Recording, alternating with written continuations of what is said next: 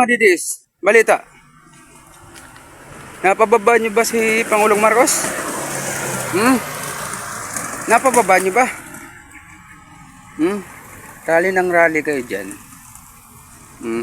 Kahit ano gawin niyo, hindi niyo mapapababa si Pangulong Marcos.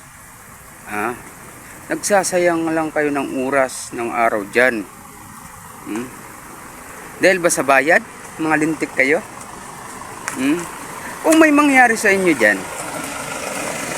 mandisgrasya kayo, nagkasakit kayo kasi tagulan, sino sisisihin nyo na naman dyan?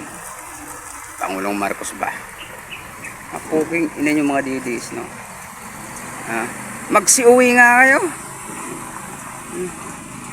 Hindi nyo kayang pabagsakin si Pangulong Marcos.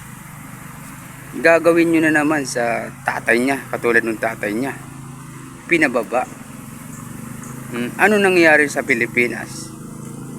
Bumagsak ang ekonomiya. Ngayon gagawin nyo ulit.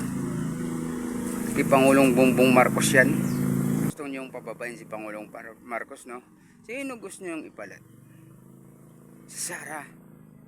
Ano gagawin yan sa Pilipinas? Lalong lulugmok ang ekonomiya. Puking ina nyo. Mga hayop kayo, mga salot talaga kayo, yung mga DDS, no? Ang sama ng panahon. Kakaralin nyo eh. Kakarampot na binabayad sa inyo. Nagpapakahirap kayo dyan.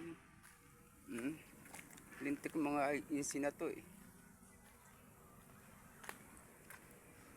Lintik kayo, umuwi kayo sa inyo. Iniinis niyo ako.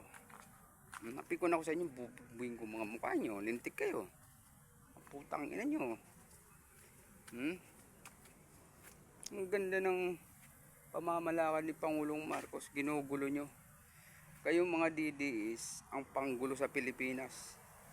Gumugulo ang Pilipinas dahil sa inyong mga salot kayo. Salot kayo sa lipunan, mga DDS. Mga hayop kayo. Ina nyo. Dapat umalis na nga kayo sa Pilipinas eh.